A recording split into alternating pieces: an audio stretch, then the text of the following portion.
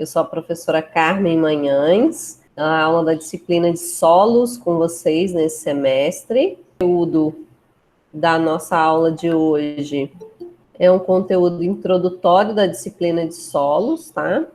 Então, a nossa disciplina, ela se chama solos. Então, vamos ver um pouquinho aqui sobre as conceituações de solos. Existem duas ciências que fazem esse estudo do solo. Técnica agropecuária, né, vocês estudam o solo de acordo com essas duas ciências. A parte agropecuária, agrícola, né, do curso de agronomia, ela tem a ênfase nessas duas ciências para estudar o solo. Quais são essas duas ciências?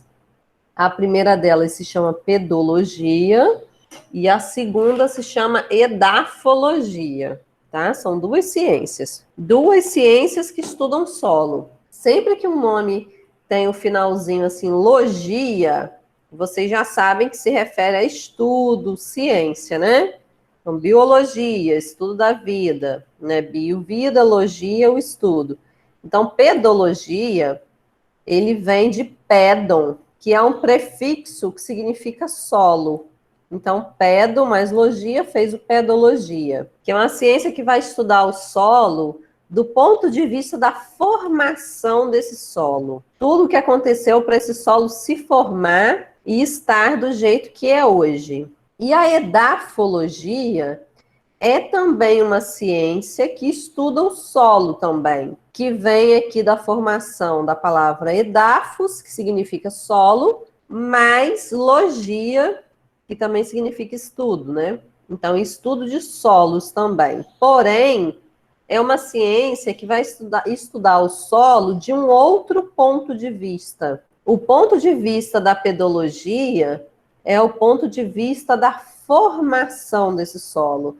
Todos os processos, fatores, tudo que aconteceu para que esse solo fosse formado e estivesse como está hoje, para que a gente possa utilizá-lo, né, na agricultura. Já a edafologia, esse ponto de vista, ele é diferente, ele é de acordo com a influência que esse solo tem dos seres vivos, particularmente as plantas, os animais, os seres humanos que estão ali sobre aquele solo e causando um desenvolvimento, utilizando aquele solo, fazendo um manejo do solo, produzindo plantas, produzindo alimentos, né, desenvolvendo as plantas, criando animais naquele solo, todo um manejo de vida naquele solo, tá? Que é o que se resume a nossa agropecuária, né? Vidas e vidas de várias espécies que precisam desse solo para serem cultivadas, para serem produzidas ou de forma direta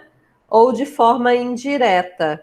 No caso das nossas plantas, o solo é de forma direta utilizado quando o plantio, né, é no solo. No caso dos animais, a utilização do solo é de forma indireta, porque os animais vão se alimentar das plantas que estão no solo. E por mais que seja uma ração, essa ração normalmente ela vem de uma planta que passou pelo solo. Então o solo, ele é fonte de vida, ele é fonte primordial e fundamental para a produção agrícola. Então é necessário que vocês conheçam bem o funcionamento desse solo, como que ele funciona, como que é a dinâmica nele, tanto física, química e morfológica, como que aconteceu a formação desse solo, para que vocês possam entender os processos que estão ocorrendo ali naquele local e possam fazer os manejos corretos, tá? Então, como que a gente pode definir a palavra solo? Então, quando eu pergunto para vocês, né, o que é solo, o solo ele tem várias formas da gente definir, da gente dizer o que é ele. Porém, do ponto de vista da pedologia, e levando em consideração que vocês estão num curso técnico em agropecuária, que é um curso profissionalizante, né? Que vocês vão sair daqui do instituto formados com uma profissão, vocês serão técnicos em agropecuária. Considerando isso, eu considero que a partir de hoje, tendo esse acesso a esse conhecimento técnico, vocês não podem mais ser comparados a um leigo na área, né? Leigo é aquele que não sabe sobre o assunto. Vocês, a partir de hoje, já sabem sobre o assunto. Então, vocês não vão mais definir solo da mesma forma que vocês definiam antes, apenas como a terra, o terreno. Vocês agora têm uma visão mais técnica, mais conteúdo sobre o assunto. Então, como que a gente pode definir solo? Né, como a coleção de corpos naturais dinâmicos que contém matéria viva e é resultante da ação do clima e da biosfera sobre a rocha, cuja transformação em solo se realiza durante certo tempo e é influenciada pelo tipo de relevo. Essa é uma das formas, né, de definir solo. É basicamente a superfície terrestre que a gente pisa, né, onde a gente planta, e que requer vários cuidados, cuidados de manejo relacionado às plantas que a gente vai colocar nesse ambiente, tá? Então, a partir de hoje, vocês não podem definir solo somente como solo é a terra. Não, vocês têm que ter uma definição mais técnica, mostrando que vocês não são leigos no assunto. Vocês não são qualquer estudante para poder falar uma definição. Vocês são estudantes de um técnico em agropecuária, um técnico profissionalizante. Então, espera de vocês, né, algo um pouco maior. Então, essa aqui é a definição de acordo com a ciência pedologia. Lembrando que a pedologia, ela vai se basear mais nessa parte de formação desse solo.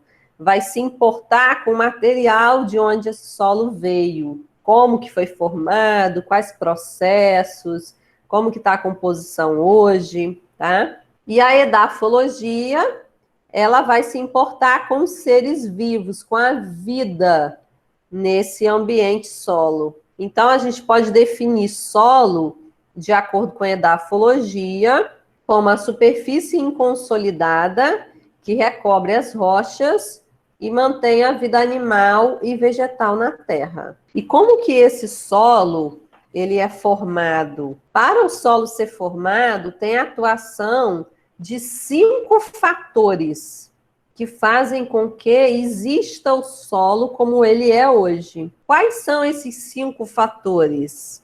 Clima, organismos, material de origem, relevo e tempo. Sendo que desses 5 fatores, os 2 primeiros aqui, clima e organismos, são considerados fatores ativos, e material de origem, relevo e tempo são considerados fatores passivos. Vocês devem lembrar lá da voz passiva e da voz ativa lá no português, que os ativos são aqueles que fazem a ação, né? E os passivos que sofrem a ação. Então, nesse caso aqui da formação do solo, quem está executando a ação principal na formação do solo é o clima e os organismos. E quem está sofrendo a ação são os outros fatores. Principalmente quem vai sofrer a ação é o material de origem, tá? O material de origem que vai ser transformado, ser modificado de forma a alterar as suas condições, a sua composição, a sua conformação, para chegar nesse estado de solo que tem hoje, mas baseado na atuação do clima e dos organismos sobre esse material de origem que vai estar num determinado relevo, né? O relevo, ele é a topografia do terreno, né? Se o terreno é plano, se o terreno é ondulado, se tem montanha, se é montanhoso, se é inclinado, como que está a topografia desse terreno. E aquele material de origem, aquela rocha, por exemplo, já está naquela topografia, naquele relevo. Então, é passivo. E os organismos vão atuando ali para quebra desse material, fragmentação desse material. E o clima são todas as questões climáticas que vão envolver aqui: vento, chuva, calor, frio, umidade do ar. Todas as questões climáticas influenciando entrada de água no sistema, saída de água, entrada de calor, saída de calor, entrada de frio, gelo, aquecimentos, tudo isso que vai transformando aquela rocha sólida, endurecida, e ela vai se fragmentando. Tem aquele ditado, né? Que água mole em pedra dura, tanto bate até que fura. Talvez vocês já devem ter ouvido falar nesse ditado. Então, ele tem relação direta com essa formação do solo. As rochas, elas vão recebendo as ações do clima, dos organismos, durante muito tempo, que é esse tempo aqui, que é um tempo, não é o tempo climático, a gente fala, hoje o tempo está chuvoso, o tempo está nublado, não é isso. Esse tempo aqui é um tempo cronológico, em anos, tá? Milhões de anos, ou em determinadas condições, milhares de anos, tá? Vai depender de cada condição. Mas esse tempo é um tempo cronológico. E o relevo é a topografia do terreno, o material de origem é o material que recebe a ação para ser transformado, como a rocha, por exemplo, ou um sedimento. Os organismos são todos os organismos vivos que vão atuar ali naquele ambiente. E o clima, todas as variáveis climáticas. E a gente vai ver cada um deles, tá, aqui para frente. Nessa figura aqui, a gente tem a interação desses 5 fatores. Então, é importante frisar que sem os 5 não tem formação do solo. A formação, ela é dependente da interação desses 5 fatores. Não tem como eu ter a formação do solo sem ter um deles. Então, os 5, eles vão atuar junto. Eu vou ter um material de origem, que pode ser a rocha, por exemplo, como aqui nessa imagem, que ela vai estar num determinado relevo, aqui é um relevo mais ondulado, nesse exemplo, e ela vai receber a atuação do clima, vai ter chuva, se não tiver chuva, vai ter sol, vai ter calor, ou então vai ter frio. Se não tiver umidade, a umidade vai estar baixa, vai estar seco. Então, vai estar de alguma condição climática, tem que estar, né? Então, sempre vai estar recebendo alguma condição climática, alguma ação desse clima. O vento, né, também é uma variável climática que atua diretamente aqui nessa condição de clima. Os organismos, quem são esses organismos? Animais, plantas, os próprios seres humanos, tá, atuam aqui dentro desse grupo de organismos que vão formando aqui, ajudando nessa força física de quebra desse material de origem, dessa rocha, para transformar o material em solo, e isso leva tempo. Então, precisa dos 5 fatores, incluindo o fator tempo, para que o processo aconteça. Não é de um dia para o outro que a rocha se transforma em solo. É necessário tempo, precisa-se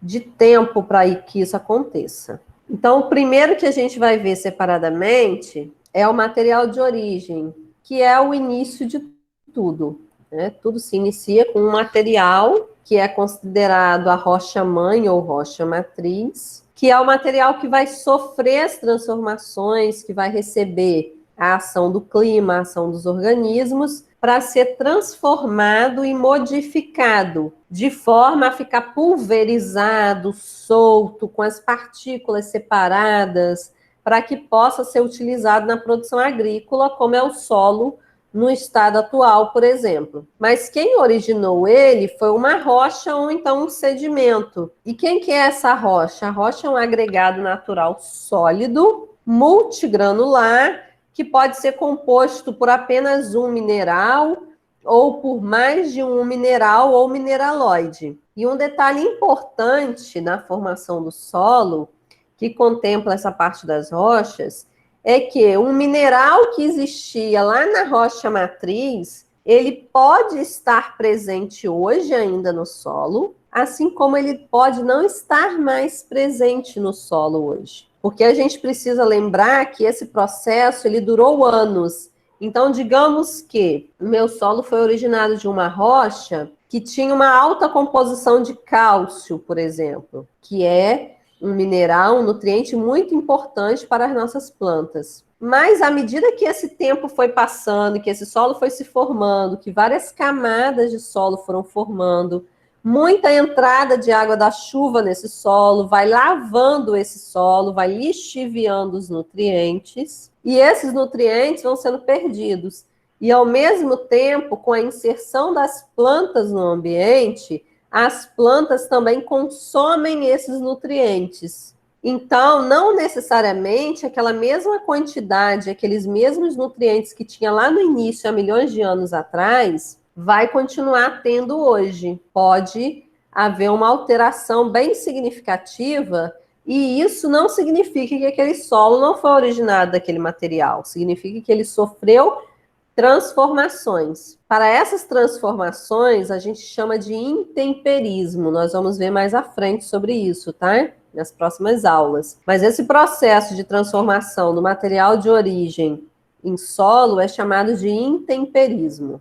Então, esse material de origem, se ele for uma rocha matriz, ele pode ser de 3 tipos. Existem 3 tipos de rocha no nosso planeta, no planeta Terra. Quais são esses 3 tipos de rochas?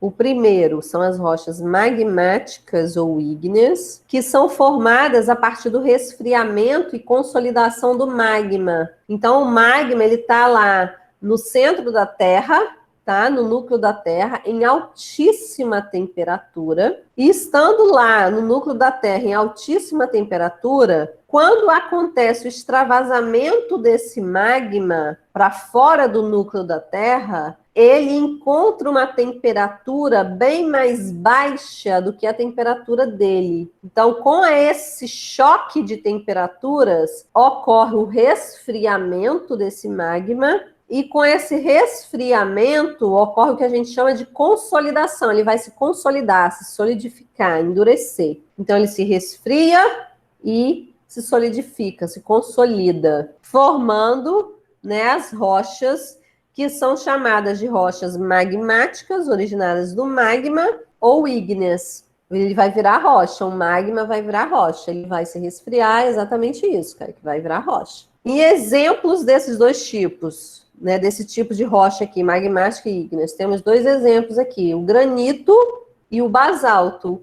Ambas são rochas magmáticas, que vieram lá da consolidação do magma. Um outro tipo de rocha são as rochas metamórficas, que são originadas pela ação de alteração em temperatura e pressão e ação química diferente em qualquer outra rocha. Então, uma rocha sofrendo alterações decorrentes de diferentes temperaturas, diferente pressão e diferente ação química, vai acontecer uma transformação nessa rocha. Essa rocha vai passar pelo processo de metamorfismo e ela vai se modificar estruturalmente. Então, vai dar origem a uma outra rocha. Por exemplo, as rochas metamórficas são gneiss, xisto, entre outras. Outro tipo de rocha são as rochas sedimentares, que é uma rocha formada pela decomposição e desintegração de qualquer outra rocha ou sedimento. Aqui, diferente das metamórficas, nas metamórficas é necessário que aconteça o processo de metamorfismo, a alteração de temperatura, de pressão, ação química, atuando nessa transformação da rocha. Já nos sedimentos, é através da desintegração ou decomposição de uma rocha que vai se desintegrar e depois ela pode formar uma outra rocha. Esse material que se desintegrou de uma rocha se consolida novamente em forma de outra rocha, como, por exemplo, arenito, carvão e conglomerados, como conglomerados de ferro, por exemplo, que é o caso da pedra canga, tá? Que a gente tem muito aqui na nossa região. No caso do arenito, por exemplo, são aquelas rochas ricas em areia. Por exemplo, a rocha ela vai se desintegrando e vai liberando os grãozinhos de areia. Depois, esses grãos de areia, eles se juntam num local só, por diferença de processo de umedecimento e secagem, eles se juntam novamente, se consolidam novamente e formam uma outra rocha, como é o caso do arenito. Várias areias, vários grãozinhos de areia, esses processos eles demoram, eles não são rápidos, viu? são bem demorados. Eu estou falando de coisa aqui de milhares de anos, tá? Alguns possíveis milhões de anos, depende da dureza da rocha. As rochas, elas têm composições, durezas diferentes. Um arenito, ele é bem mais fácil de se desintegrar do que um granito, por exemplo. Então, o processo de um arenito é mais rápido do que um processo com granito. O arenito, para quem é daqui da região de Pedro Afonso, é a rocha principal do Rio Sono, da cachoeirinha que tem ali em Tupirama, daquela cachoeira lá também, daquela região da Mata Verde, ali perto das terras dos índios, né? Naquela parte ali dos Xerentes. Então, essas rochas são os arenitos. Alguns são arenitos vermelhos, arenitos amarelos. São rochas que são fáceis de se desintegrar. Você toca nelas e ela se solta, se desintegra facilmente, tá? Numa oportunidade de aula prática, também eu vou mostrar as diferentes rochas para vocês perceberem também essa diferença na dureza, na desintegração, na facilidade de se pulverizar, que elas são bem diferentes. Então, essa rocha sedimentar, ela veio de um sedimento que veio de uma outra rocha, e à medida que o tempo foi passando, foi se acumulando aquele sedimento ali, aí umedece, vem chuva, depois seca, umedece de novo, seca, umedece, seca, formou uma nova rocha, chamada de rocha sedimentar. Desse jeito também é formada a pedra canga, que é um conglomerado de ferro considerado uma rocha sedimentar, tá? Através de processos de umedecimento, secagem, né, vários e vários anos naquele processo ali, os sedimentos ricos em ferro, ricos em argila, ricos em alumínio, vão se juntando e se petrificam, formando também como é o caso da pedra canga, ok? Que é uma rocha bem mais dura, né, bem mais consistente, mais difícil de se quebrar, de se fragmentar, do que um arenito, por exemplo. Então, no processo de formação de solo, para essa rocha arenito se fragmentar e formar solos arenosos, é mais rápido e mais fácil do que para a pedra canga se fragmentar, por exemplo, ou para um granito se fragmentar. Grande exemplo de granitos que vocês vão ver aqui com facilidade na cidade, e na cidade de vocês, independente de qual seja, a maioria dos meio-fio, né, de rua, aqueles meio-fio de rua, aquelas pedras grandes, na maioria das vezes são granitos. Locais que tem calçamento de rua também, né, que as ruas não são asfaltadas, tem aquele calçamento com aquele paralelepípedo, a maioria dos locais, esse paralelepípedo também é de granito. Então, vocês podem imaginar a diferença na consistência desse material, dessa rocha, para um arenito, como, por exemplo, esses aí da beirada do Rio Sono, que você mal toca nele, ele começa a soltar, né, pulverizar os grãos de areia, tá? Então, o tempo necessário de transformação de uma rocha mais dura, de uma rocha mais consolidada, é mais demorado do que de uma rocha com uma ligação mais fraca, tá? Então, de forma geral, os sedimentos, eles são mais fáceis de serem degradados, decompostos, do que as rochas magmáticas, por exemplo. Isso principalmente se a gente comparar o tempo do arenito, do argilito, que também é sedimentar, com o tempo, por exemplo, de um granito e de um basalto. Mas todos eles, com a influência dos outros fatores, que é o relevo, o clima e os organismos, durante um tempo vai se transformar, ok? Vai demorar mais em alguns casos, em outros vai demorar menos, mas vai acontecer. Agora vamos ver o relevo. O relevo é o segundo fator de formação, tá? Que é a topografia do terreno. A principal influência desse fator de formação é na profundidade do solo. De forma geral, a gente pode dizer que locais com relevos mais planos vão originar solos mais profundos. E locais cujo relevo era mais inclinado, tinha mais declividade, vai originar solos menos profundos. Por quê? Porque à medida que o vento, ó, imagina aqui, ó, essa rocha aqui, nesse relevo mais inclinado, à medida que o vento, a chuva, o calor vai batendo aqui, a energia vindo do sol, essas partículas que estão aqui em cima, no topo do relevo, elas vão sendo transportadas aqui para baixo. A tendência é descer por conta da ação da gravidade e encontrar um local mais plano para se acumular. Então, os locais mais planos tendem a acumular mais material sólido vindo dessa fragmentação dessa rocha e também a acumular mais água. E com isso vai desenvolvendo mais essas áreas planas. E nessas áreas mais planas vai formando várias camadas, né, de solo, que vai formando aí o solo mais profundo. E em áreas mais declivosas é mais difícil disso acontecer, porque a própria lei da gravidade, ela está atuando contra. Ela está fazendo com que as partículas caiam e vão para a parte mais plana, mais baixa. Então, nesses solos planos, né, que são considerados solos de baixada, acontece um maior acúmulo de água, acúmulo de partículas, e a gente consegue observar mais a diferenciação dos horizontes, que são as camadas desse solo, do que em áreas mais declivosas. Então, de forma geral, os solos mais declivosos são menos profundos do que os solos planos. Mas existem exceções, que são daqueles solos mais jovens, que independente de ser um local plano, ele é um solo jovem que ainda não teve tempo suficiente de desenvolver muitas camadas. Então, ele também é pouco profundo por conta da idade. Mas se a gente for considerar uma mesma idade e solos originários de um mesmo material, com a mesma idade, mesmas condições de clima,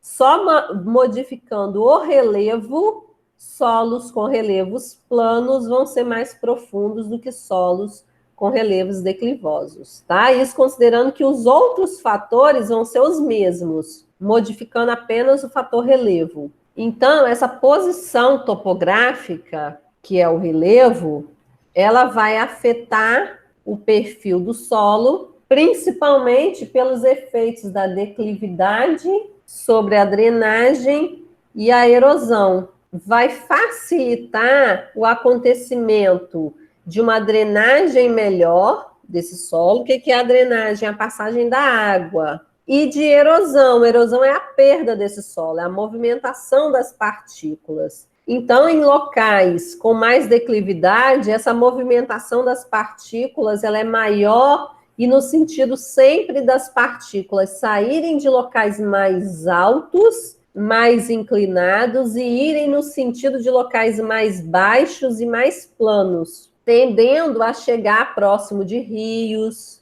próximos, né, de locais com água, locais mais planos que ficam ali formando aquela camada de baixada. Então, o relevo ele vai influenciar principalmente nisso, na profundidade. E aqui tem uma imagem que mostra bem essa questão da distribuição da água influenciada aí pelo relevo. Aqui à esquerda de vocês tem uma imagem aí de uma montanha, tá? Que tem uma situação plana lá em cima e inclinada, né, uma declividade nos cantos dela. Então, quando a água da chuva, que está aí exemplificada por esses traços brancos, quando a água da chuva cai nesses relevos, a atuação dela é diferente de acordo com o local que ela está caindo. Por exemplo, aqui ao lado da montanha, onde é um local mais plano,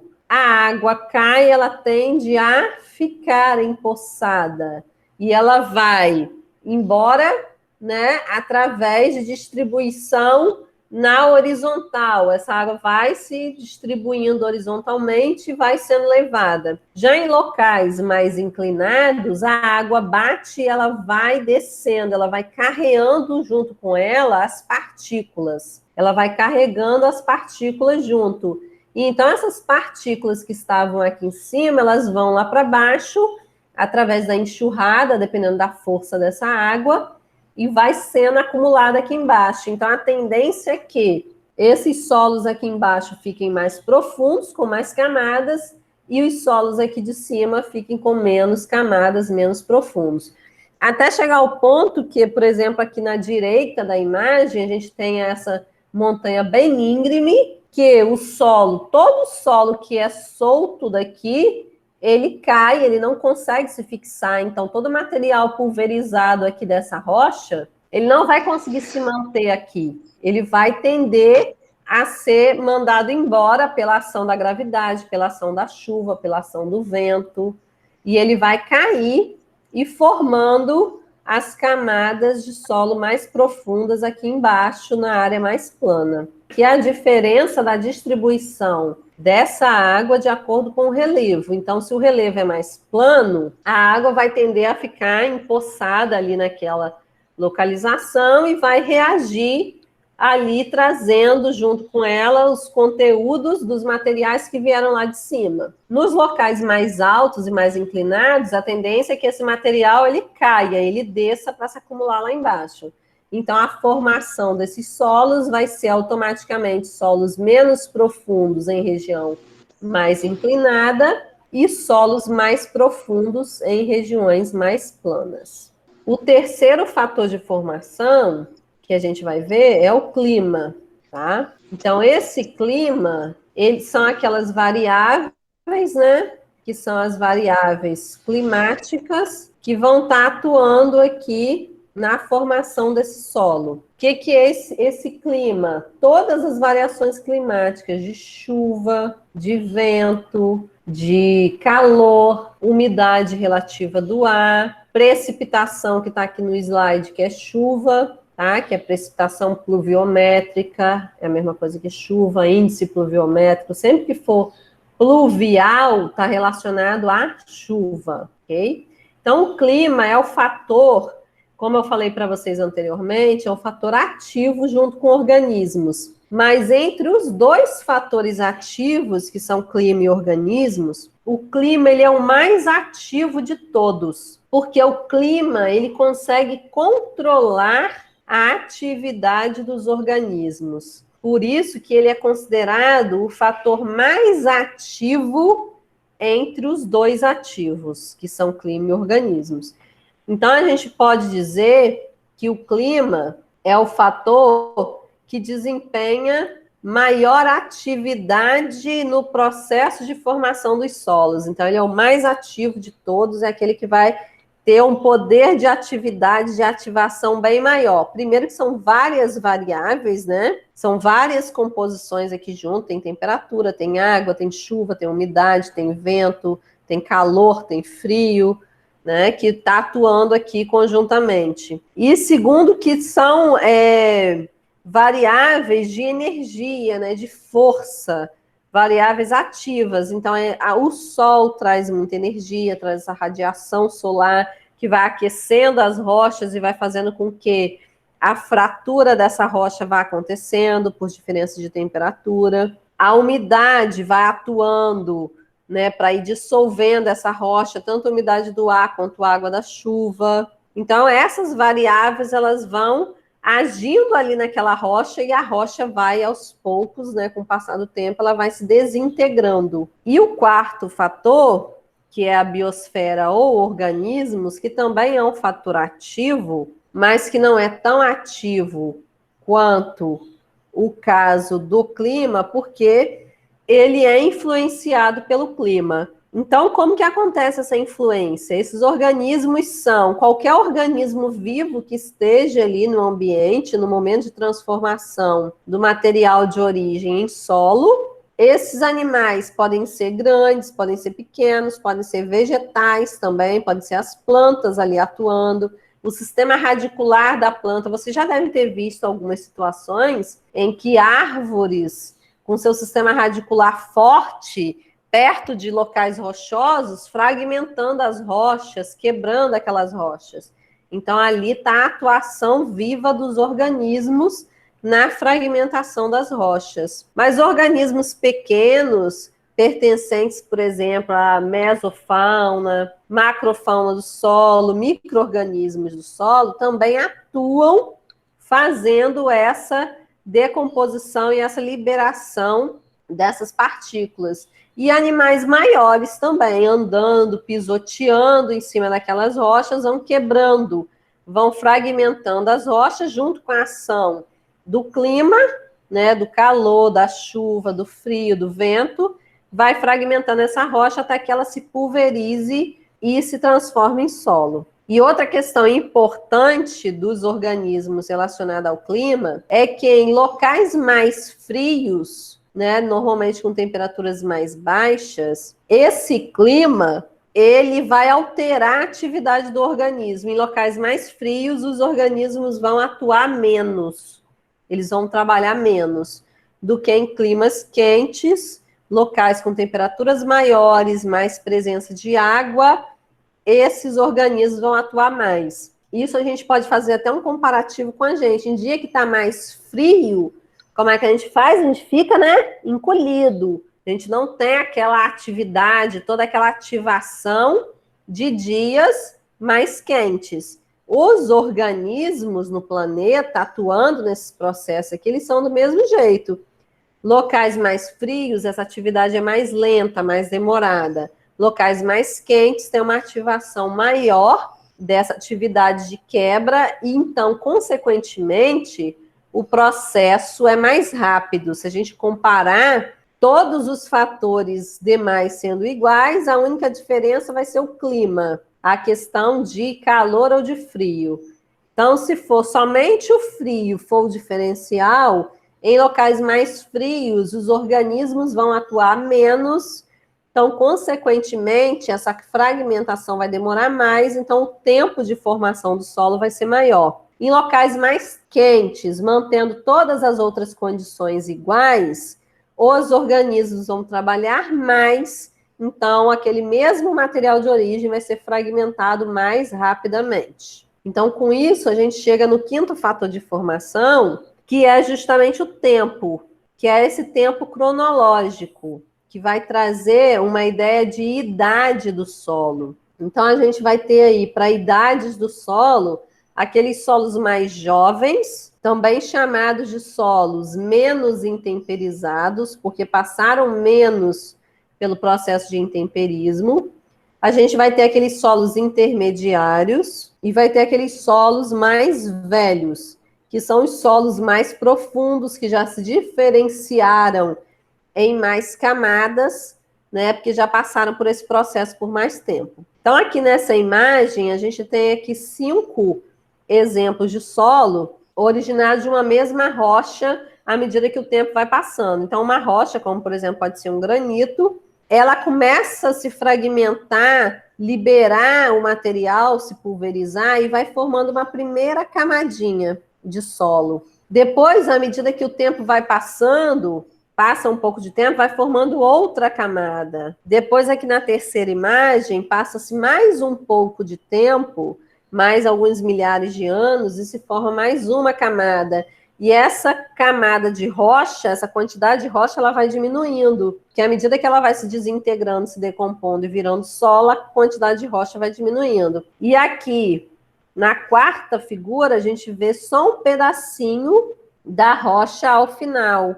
E essa rocha, ela vai continuar o seu processo de desintegração com o passar do tempo, até formar um solo mais profundo e com mais camadas, como esse daqui, o quinto solo, ok? Isso vai requerer tempo, a atuação de todos os outros fatores num determinado tempo.